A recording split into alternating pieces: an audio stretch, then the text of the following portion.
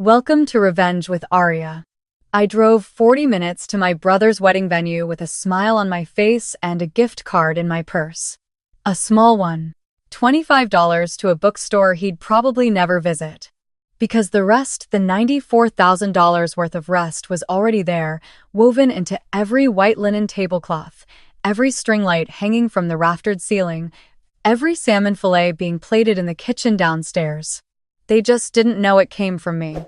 I found out I wasn't in the wedding party at a gas station. Not a phone call, not a sit-down conversation. A gas station, 2 weeks before the ceremony, when my cousin pulled up next to me at the pump and said, casually, like she was commenting on the weather, "So you're just coming as a guest, right? They told me you didn't want the stress of being in the bridal party." I smiled. I said yes. I drove home, sat in my car in the driveway for 11 minutes, and then I went inside and made dinner like everything was fine. My name is Claire Merritt. I'm 32. I'm a contracts manager at a mid-size logistics firm in Charlotte, North Carolina, and I have a very particular skill set.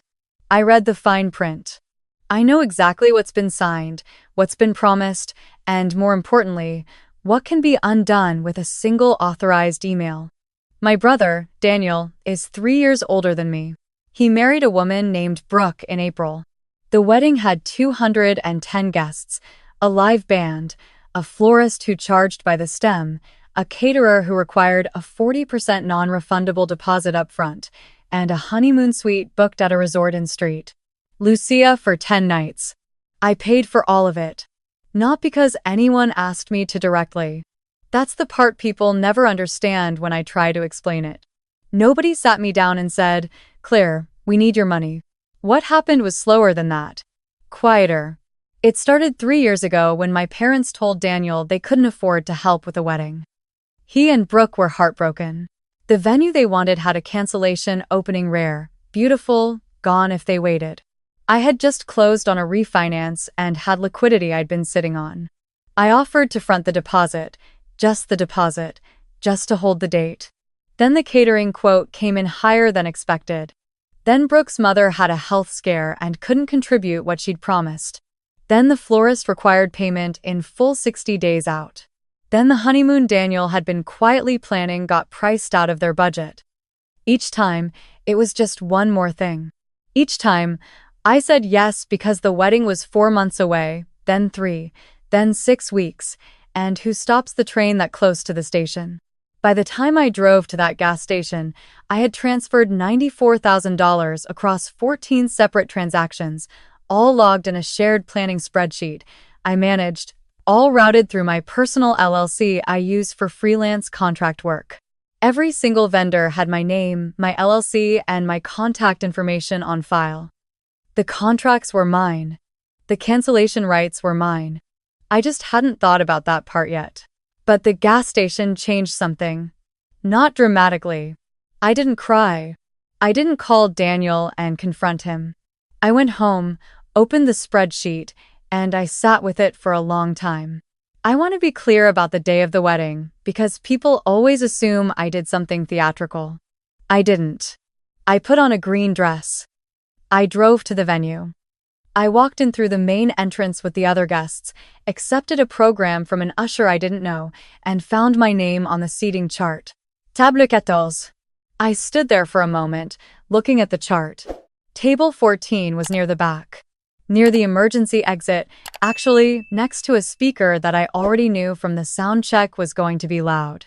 The head table seated 12. Daniel and Brooke, her parents, his parents, the best man, the maid of honor, 4 bridesmaids, and the groomsmen. No Claire. The 2 junior bridesmaids, Brooke's teenage cousins, had a better table than me. I found my seat. I smiled at the couple sitting next to me, who I'd never met. I accepted a glass of water from a server. And then my mother walked past, saw me, and said with genuine surprise, "Oh, you made it." Like I was an afterthought who'd shown up unexpectedly. Like I was someone's +1 who almost didn't come. Not the person who had wired $12,000 to this specific venue 11 months ago to hold this specific date. I said, "Of course I made it." She patted my hand and moved on. That was the moment. Not the gas station. Not the seating chart. That pat on the hand, that of course you made it, that was when something in me went very still and very clear. I excused myself to the restroom before the ceremony began. I went to the last stall, sat down on the closed lid, and opened my phone. I pulled up my LLC's vendor portal. I didn't do anything yet. I just looked at every contract, every name, every cancellation clause. The florist. Cancelable with 48 hours notice. The band. 72 hours, but I'd already passed that window. The caterer. Non. Cancelable after service begins. The honeymoon resort in St. Lucia. Fully refundable until 45 minutes before the scheduled check-in, which wasn't for another 19 days. I put my phone in my purse. I went back out. I watched my brother get married. I cried a little, genuinely, because he looked happy and I love him even when I want to put him through a wall. I ate the salmon I paid for. I drank the champagne I paid for. I watched Daniel and Brooke have their first dance under the string lights I paid for, and I thought about the spreadsheet, and I thought about table 14, and I thought about a hand patting mine like I was a stranger who'd wandered in. The reception ended at 11. I drove home. I changed out of the green dress. I made tea. And then I opened my laptop and I began to work. The St. Lucia resort was first. $8,400 refunded to my LLC's account. I sent a polite cancellation email, cited a family emergency, received an automated confirmation within minutes. Then the rehearsal dinner venue, which had a post-event balance still outstanding, I withdrew my guarantee, effective immediately. 3 vendors still had open invoices that hadn't been finalized. I marked them disputed. Not fraudulent, just disputed, pending review by the account holder me. Total adjusted, $23,700, clawed back by midnight. I went to sleep. The next morning was a Sunday. I was drinking coffee on my back porch when my phone started. My mother first, then my father, then a number I didn't recognize which turned out to be Brooke's mother calling from her cell. Then Daniel. I let them all go to voicemail. Then my sister-in-law called from the St. Lucia Resort's lobby phone. I picked that one up. Claire. Her voice was a compressed thing, tight and controlled.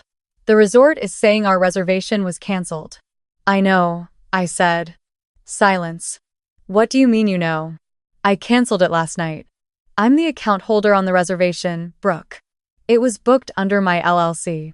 That's you can't just. She stopped. Started again. We're standing in the lobby right now. We have our luggage. We flew here. I'm aware. Claire, this is our honeymoon. I took a sip of coffee. And table 14 was my seat at your wedding. Funny how things work out. She hung up. 22 seconds later, Daniel called. I answered. He didn't start with hello either. He started with, what did you do? I want to tell you I delivered some perfectly crafted speech. I didn't. I was tired and I said simply, I canceled the reservation. It was under my name. I had the right to. That's insane. Claire. That's completely insane. We're in the airport, we're already here. I know. I'm sorry for the inconvenience. You're sorry for the, he made a sound I'd never heard from him before. Mom said you were upset about the seating. Is this about the seating? Because Brooke handled all of that, and we had a lot of people too. This isn't about the seating, Daniel. Then what is it about? It's about $94,000 and the fact that I found out I wasn't in your wedding party at a gas station. The silence that followed was different from Brooke's silence. His had weight to it. Actual weight. Like he was holding something heavy on the other end. We can fix this, he said finally. We can, I'll call the resort. We'll figure out accommodations. You can absolutely do that, I said. You'll just need your own credit card. I hung up. By noon, I had 41 missed calls and a group text chain with every member of my immediate family that I had apparently been removed from 2 years ago and only just been re-added to for the purposes of this emergency. My aunt wrote, Claire has always been sensitive. She'll come around once she calms down. My father wrote, this is embarrassing. Think about what you're doing to this family. My mother wrote, in a separate text just to me, I don't understand why you're doing this. We can talk. Please just reverse whatever you did and we'll sit down this week. I read every message. I didn't respond to any of them. What none of them knew yet was that I'd spent Sunday morning doing something more important than fielding calls. I'd emailed Marcus Webb, my attorney, who I'd worked with on 3 freelance contract disputes over the past 4 years.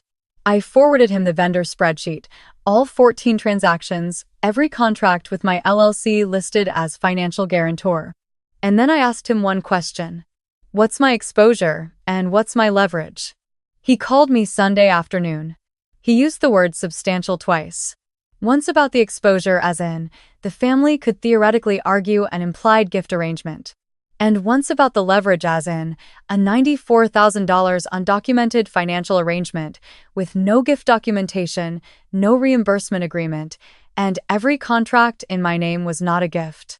It was a loan with no paperwork, which meant it could be argued either way, which meant I needed to file first. File what? I asked. A formal request for reimbursement. Letter of financial claim. We document the transfers, establish the expectation of repayment or, at minimum, acknowledgement, and we put them on notice. They don't have $94,000. No, Marcus said. But your parents have a house. I sat with that for a long time.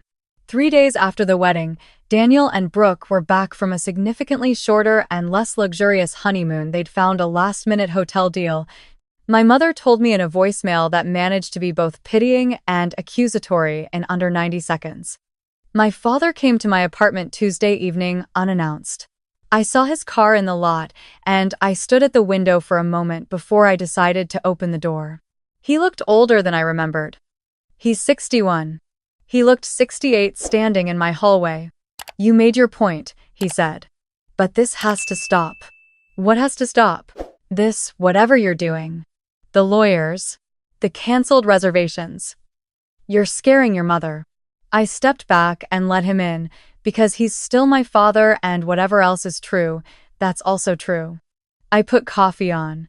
We sat at my kitchen table, and I slid the spreadsheet across to him. Printed. 11 pages. He looked at it for a long time. I didn't know it was this much, he said. I know you didn't. And I believed him. That was the honest truth. My father is not a scheming man. He's a passive one, which is almost worse. Because at least schemers are paying attention. But not knowing doesn't change what the paper says. What do you want, Claire? I'd been thinking about that question for 3 days. I had a list of things that felt good to want: an apology, an acknowledgement, a seat at a different table. But what I actually wanted was simpler and harder to say out loud. I want it written down, I said. All of it. What I paid, what it was for, and that it wasn't a gift. I don't need a repayment schedule tomorrow. I need a signed acknowledgement that the debt exists. He looked at me over the printed spreadsheet. And if we sign that, then Marcus files nothing and we figure out the rest like adults. He took the papers home with him. He came back Friday with my mother and their signatures on a notarized letter drafted by Marcus. Acknowledgement of financial obligation, $94,000, to be repaid over 7 years with no interest. No lawyers required. No court. No property lien, no headlines. I signed the copy. I kept mine. I gave them theirs. My mother cried. My father shook my hand. It was one of the strangest moments of my life. Daniel called that evening. Not to argue. Just to talk. It took 40 minutes and neither of us said everything we needed to say, which meant we'd probably be having versions of that conversation for years. He said Brooke hadn't known about the full scope of what I'd contributed. I said I believed him. He said he should have made sure I was in the wedding party regardless of who was managing the planning. I said yes, he should have. He said he was sorry. I said I was too. For the way I handled the morning after. Not for what I did, just for the timing of it, the lobby phone call, Brooke standing in a foreign hotel with her luggage. We didn't hug or cry or wrap it up with a bow. We just agreed to keep talking. That's the most honest ending I can offer you. But here's what I did the following Monday morning, and this is the part I want you to remember. I opened a new folder on my desktop. I labeled it Merit Bridge Fund. I had been sitting on an idea for 2 years, a small, informal fund for women in contract and legal adjacent fields who needed professional development support and couldn't get it through traditional channels.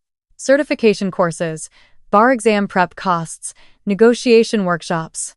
Things that changed the trajectory of someone's career but cost just enough to be out of reach.